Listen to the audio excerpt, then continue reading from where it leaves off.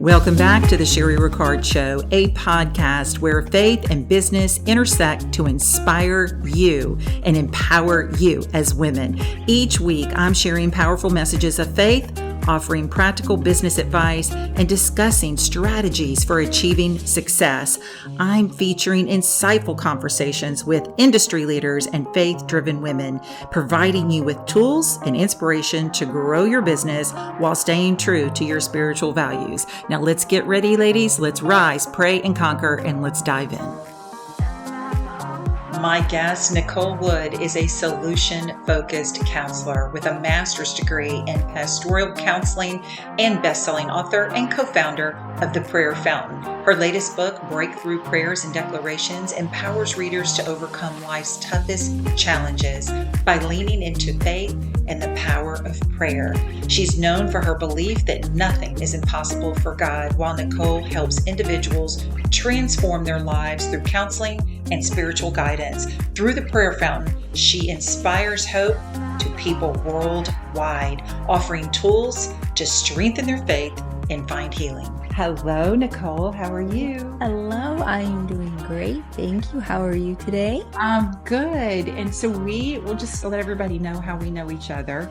Okay. We met at Nicole Crank's conference. Yes. And what was so interesting is that I recognized you. And I didn't know how I recognized you. You know how you'll just stand in line sometimes, maybe at the grocery, you're like, I know Yes. that person. You don't want to say anything because you have Yes. no clue. And I've done that before, and they're like, oh, Sherry, don't you remember me? And I'm like, oh my gosh, I don't. But you don't want to say that. But then it dawned on me that I am so drawn to your prayers on social media. You're such a prayer warrior for women. And it was so cool to meet you right there and us have a common friend like the Cranks. Yes. And so I want you just to kind of introduce yourself, because you are an incredible author of the book, The Necklace.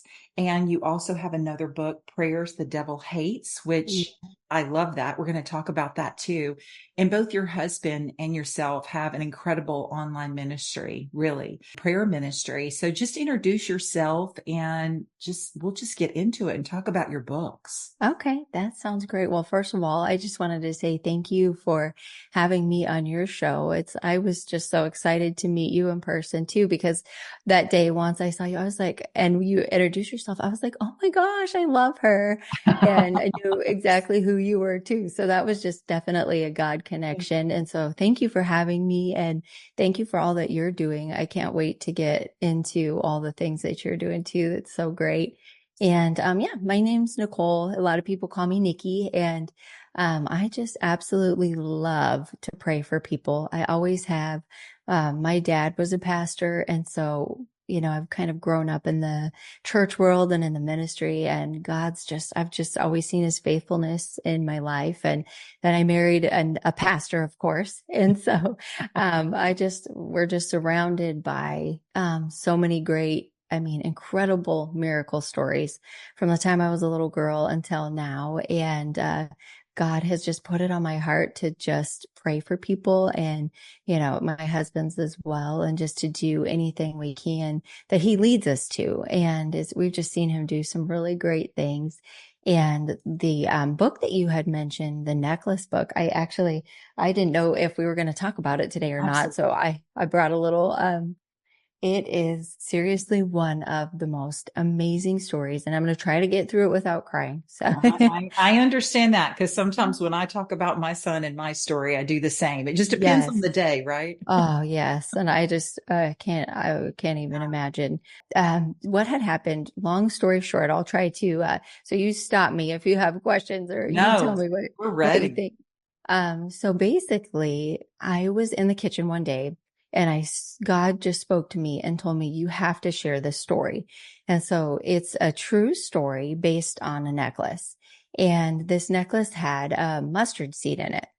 And what I had decided to do was wear this necklace when my husband and I were starting out on a journey of having a child. We already had 2 adopted children, and we decided when we got married, we just wanted to pour into them. So we had waited about 5 years to start trying to have a baby.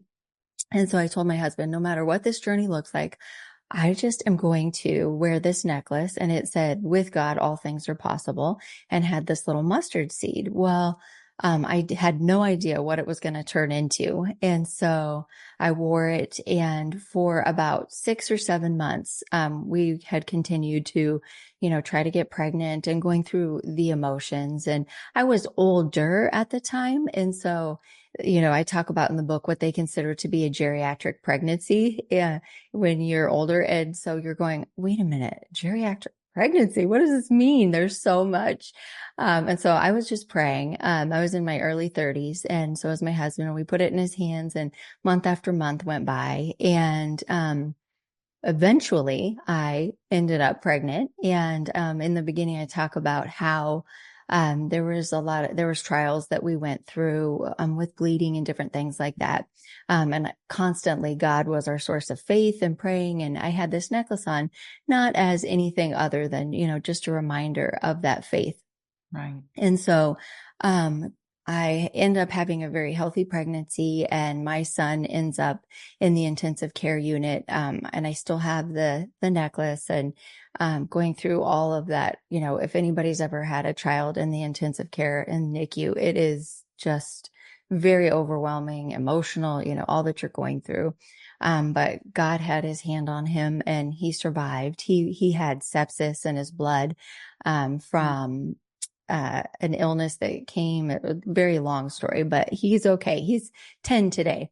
But going back to this necklace, I was worshiping in church, and I felt God tell me to pass it to my friend who had been trying to have a baby for 7 years with her husband. Wow. And so I asked her to come over, and I prayed over the necklace, and I said, God put this on my heart to give this to you while you're on your journey, just as a reminder to never give up. With God, all things are possible. Look at the mustard seed, look at the scripture, go through all that. So of course we're crying together. I put the necklace on her, and we're just hugging and crying. Well, long story short, she ends up getting pregnant after 7 years with twins. Wow. And she has an incredible story that's in the necklace book also. She almost, lost her life when she was giving birth, but again, God saved her babies. So at the end of her pregnancy, we decided to pass the necklace on to another one of our friends who was going through IVF. So we prayed over the necklace, cried, put it on her neck. And she wore the necklace going through her journey. She got pregnant.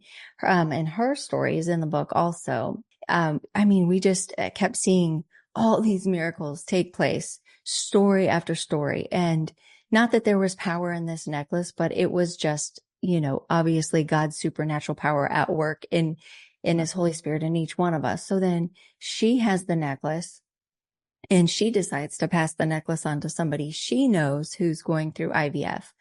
And so this person has the necklace. And so the story continues to where this necklace continues to be passed along.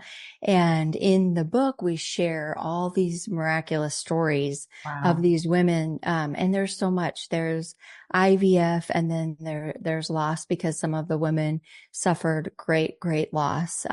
And then what God did in their hearts, in their stories. And so it continues on. And I'm going, oh my goodness, this is so great. We need to make some more necklaces. And this has really turned into a ministry. And so that's what we did. We made necklaces. And then anytime any of us met anybody that was struggling with IVF or loss or a miscarriage, any kind, we would give them a necklace and give them a book. And just say, we're your sisters. We've been there. And you know how you can go through something, or you can see somebody go through something, but you don't really know the pain, the heartache, until you go through it and God brings you out. And so there was just all these women, and we're going, oh my goodness, we've been there. And people are afraid to talk about this, I think, about infertility and about loss. And when you meet somebody that has, I think as women, we have such a unique bond that God has given us that only women understand, carrying a child, and then the loss, and then giving birth. All these things. And so we just found this bond. And so the necklace continued to go. So today there's necklaces all over the world, and somebody thinks they know where the original necklace actually is. I think it's still in Colorado. She was trying to track it down for me. And then what was just incredible, and I don't even know if you know this, the story went on. I had two beautiful babies, and Mhm. a few years ago, we had moved to be a part of an incredible church in Missouri. Now we're in Florida, but before that, when the book was going to publishing with the publisher, I was on a little bit of a delay. Well, come to find out, I was pregnant at 39. God just miraculously, I think, planting all this seed of, women trying to help women conceive and encourage them and be that sisterhood. I was like, man, I don't feel good. And why can I smell so great right now? Why can I smell that salad dressing across the table? Well, come to find out I was pregnant, at 39, which for some people, that's very geriatric on the scale. So I have a 2-year-old now, and we just laugh about it because how good is God? Right. Um, and what's just so beautiful and encouraging is most of the women in this book all continued to have children. And even some of them went in to have IVF the second time. And the doctor said, you know what? You don't need to have IVF because you're pregnant. And so these are women that are told, you'll never have a child.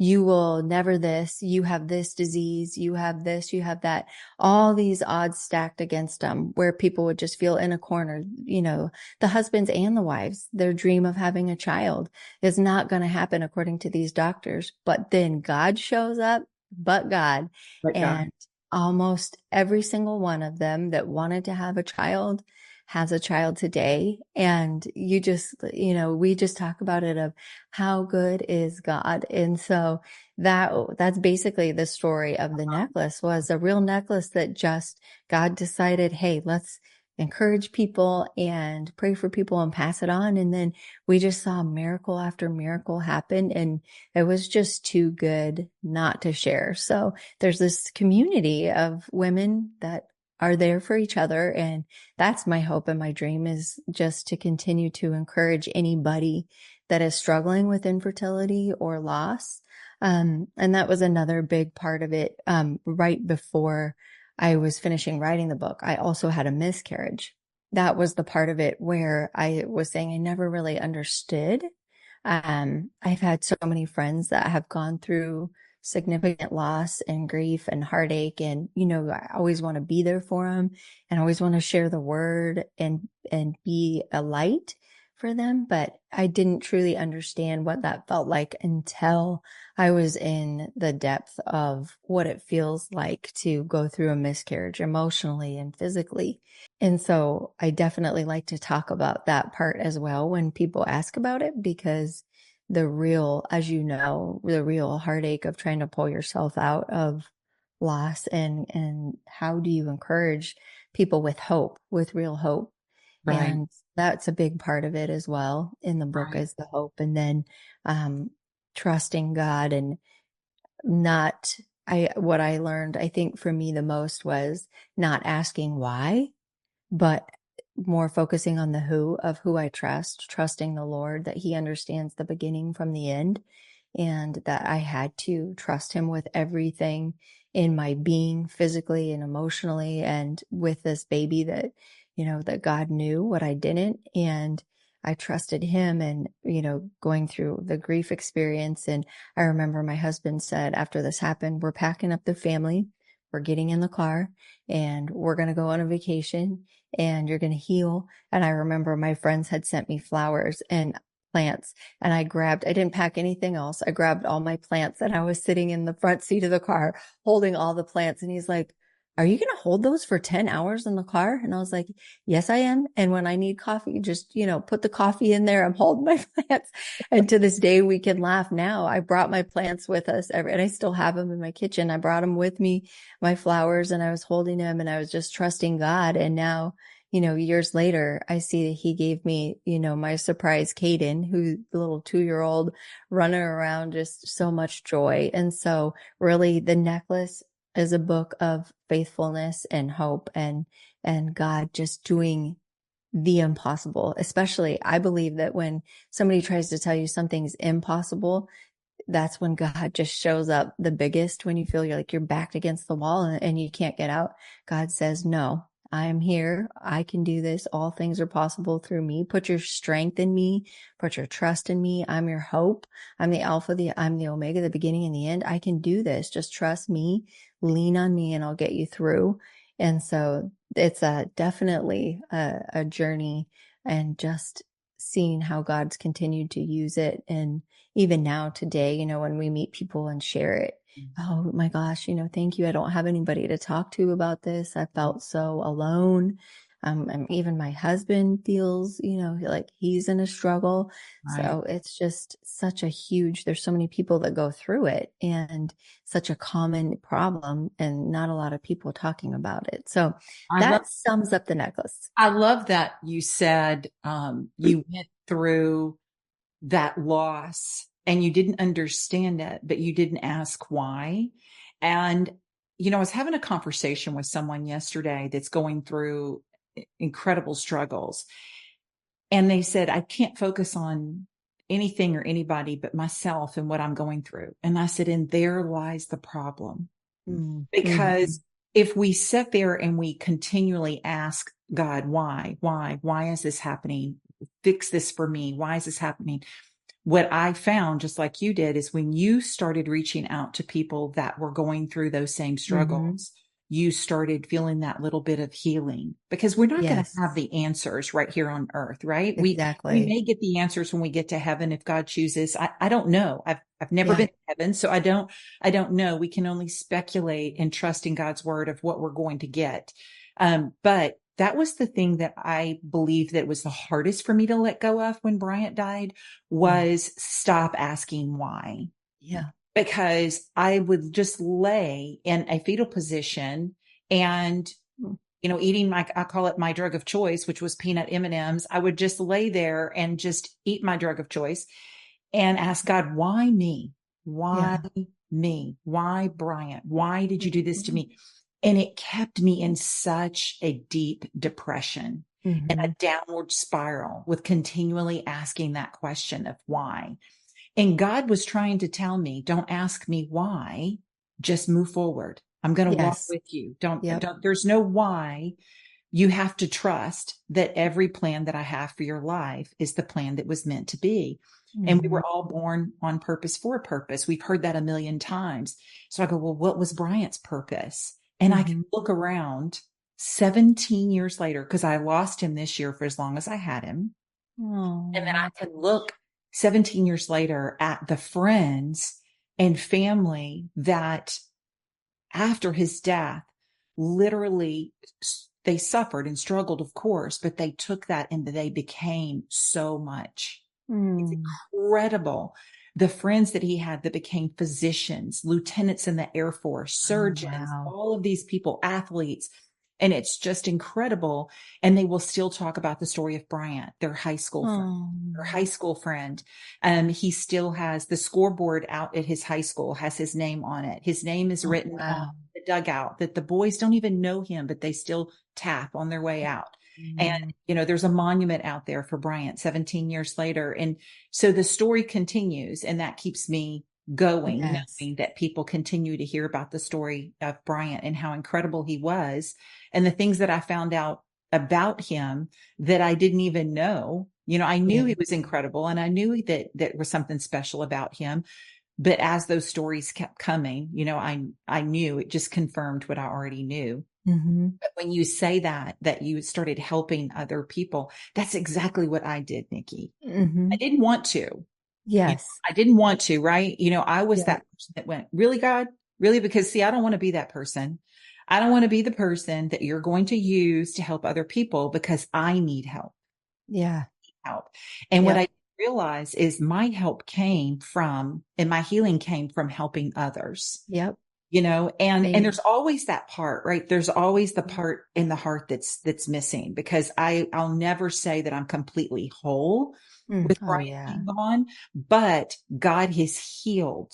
He's healed the wound, but Brian is always there. The That's amazing. spirit of Brian is always there, but the wound God has filled with his word and his love, and me knowing that without God, I can do nothing. Yes. With my Lord and Savior, all things are possible. All things Yes. are possible. Yep. And people go, well, what do you mean by that? What do you mean by that? And I had someone ask me the other day, they said, if someone had never picked up the Bible, where would they start? And I know Mm-hmm. everybody points to different, and I'm going to ask you, everybody Mm-hmm. points to different scriptures, but for some reason, Ephesians 3:20 constantly jumps out at me, exceedingly abundantly above and beyond, because the one thing that I never thought that I would ever do, and I even said it, and Mm-hmm. now I preach about how powerful words are, but I even said, I'll never be happy again. Oh, I don't want to be happy again. yeah. I'll never be able to be happy. I don't want to be happy, because that would make Yeah. me a good mom. If I could Oh, be happy with my son not here, that would make me not a good mom. oh. And so I constantly beat myself up with that. And so I think that Ephesians 3:20 jumps out at me because it's exceedingly abundantly above and beyond. Yes. So with that, you have to have joy, and you have to have happiness, and you have to Mm-hmm. have hope and fulfillment. So what is your verse? What is, Oh, there's so many, I know, but yeah. there's a lot more. There's the James, the one that Nicole talked about at her conference, that says, consider it all joy in trials and tribulations. And Oh, I'm not yeah. considering joy. I, I got to tell you this funny thing. So my husband, was with me at that conference, yes. dressed in his pink shirt with a smile on his face, rolling his eyes in the background, but supporting me being there. And it's so funny because on our way home, every time somebody the thing that really gets him is bad drivers, right? He's Oh, horrible in traffic. And so it was so funny because when somebody would pull out in front of him or make him mad, he would say, consider it all joy and trials and tribulations. And so he can't really do it so much anymore, but it was really made for a joyful ride home because he never fussed. yeah, that's amazing. That's so funny. Yeah, So that scripture, it's highlighted in my Bible, but I definitely skip past that. I'm like, but I don't want to. I know I don't want to be Yeah. joyful in this trial and tribulation. But Yes. so what are a couple of verses that are Um, kind of go-tos? Go-tos, I would say for sure, Philippians 4:13. For me, ever since I was a small child, I have said that almost daily, whether it was in school, it had to do with work, relationships, finance, I mean, anything.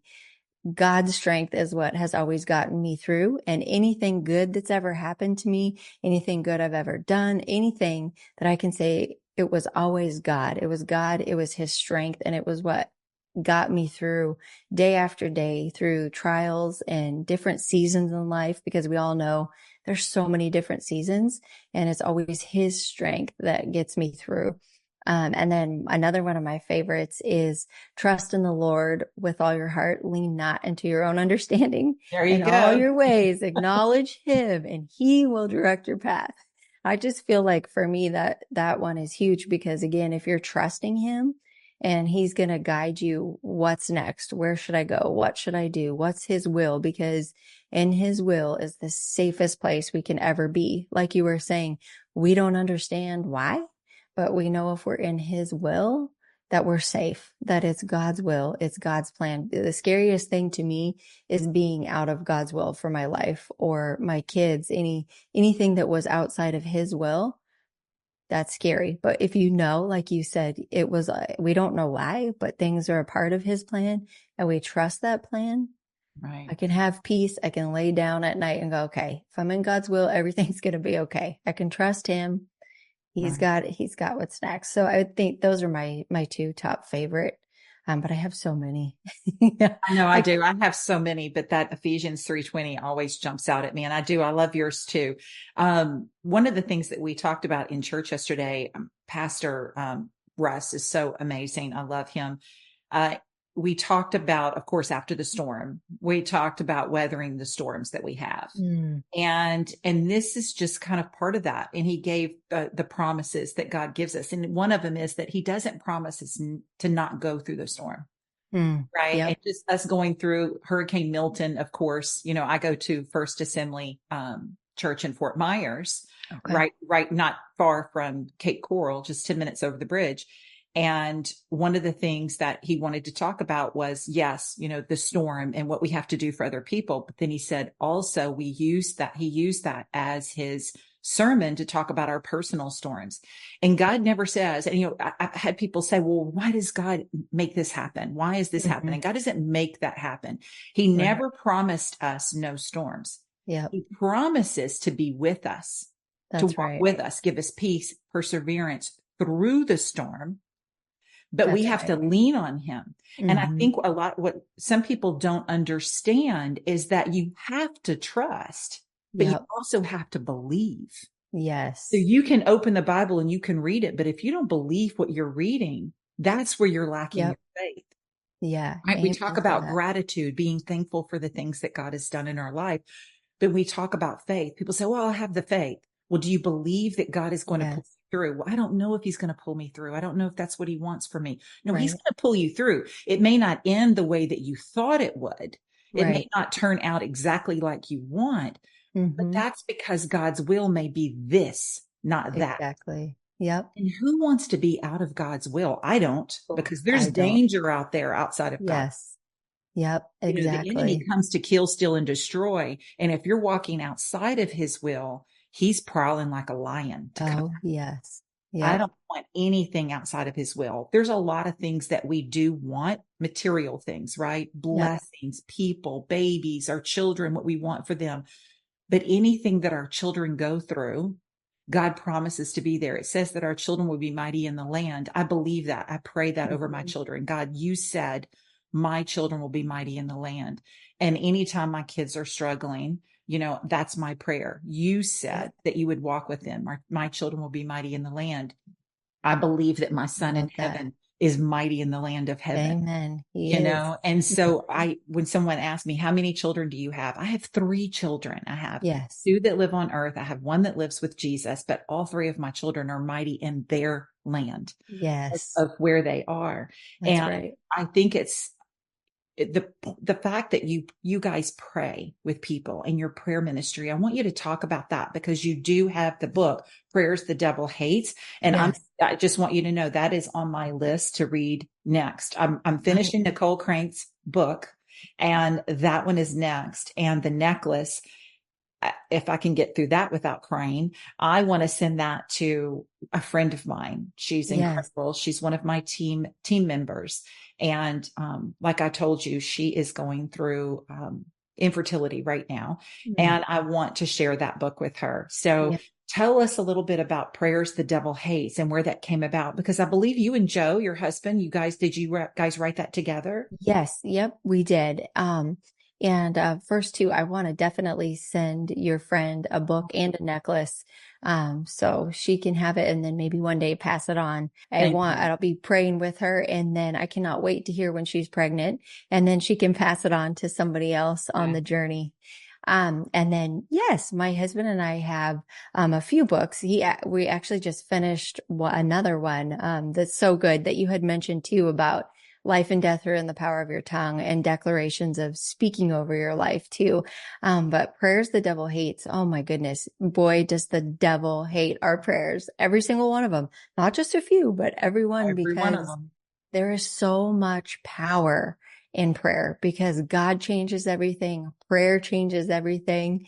And when you're speaking the word, it's the sword of the Spirit. When that is coming out of your mouth, and when you're praying instantly like that in the spiritual realm, it's at work. God's power and our faith, when those two hit, it is just a game changer.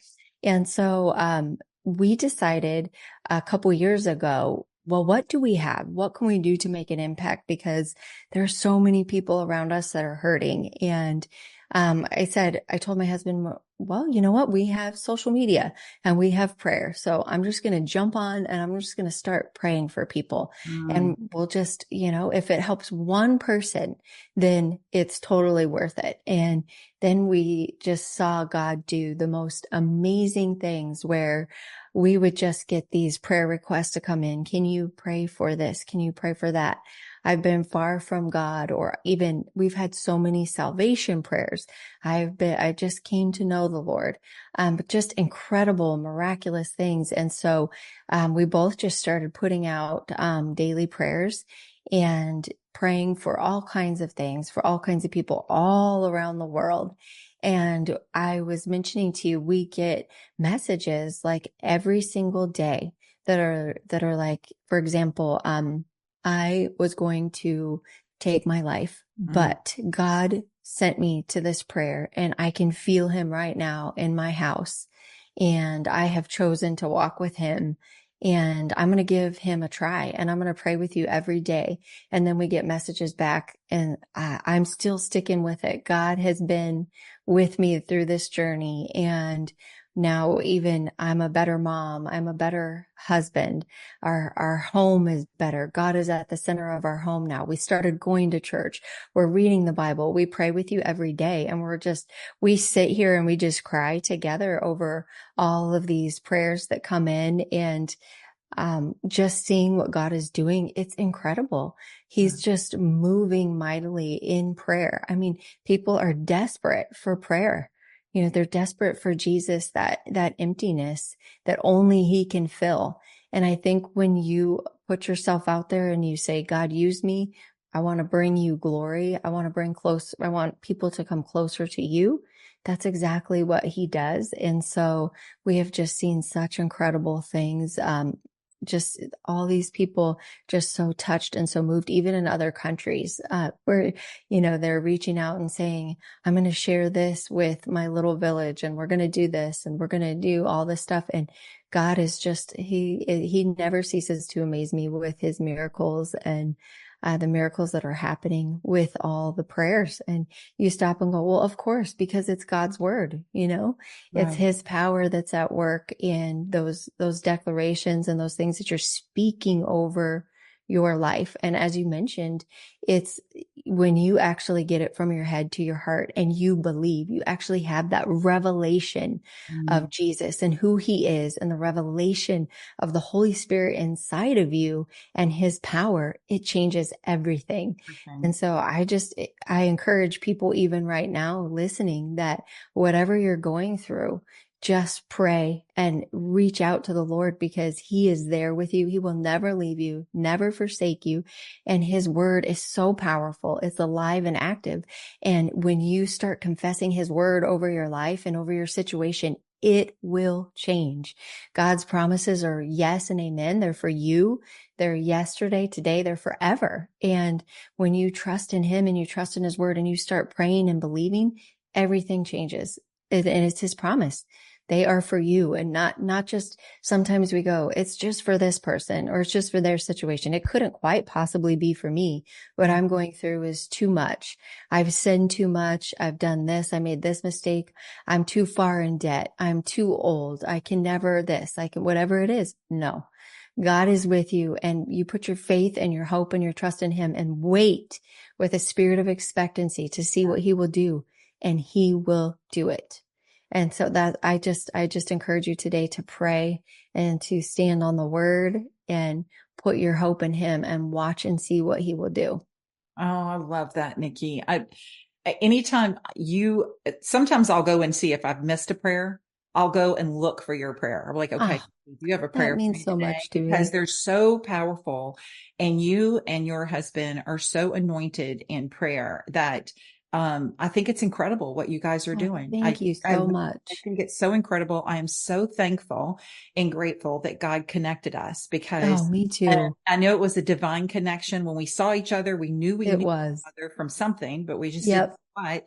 And I think it's wonderful. And just like, I was just sitting here and I just had this download of, it's interesting, as many podcasts as I've done, I haven't had any technical issues on any podcast except for ours. And wow. Literally, God just said, well, because the devil will do anything to keep this episode from airing. And he has tried. He has tried twice, Has he not, Yes. to interrupt us? Yes. But it's not going to happen. No. Because not only am I going to, this episode is going to air, I'm pushing it up to air even sooner because, in his face, it's going out. Yep. That's Because right. there's too many people that are going to be touched by this. I can talk to you forever, but of course we can't. Same here. So I tell everybody where we can get the new book that's coming out. When is that coming out? That's going to be out soon, within a couple weeks. Excellent. Yes. And then where can we get the necklace and Prayers the Devil Hates? Everything is really super easy. NicoleWood.com. That's easy. NicoleWood.com. Yeah, super easy. My husband helps me with all the technical stuff. And I'm like, you don't understand. It can't be anything confusing for me because I don't care about the technical stuff. He's like, how about NicoleWood.com? I'm like, oh yeah, that works. That's easy.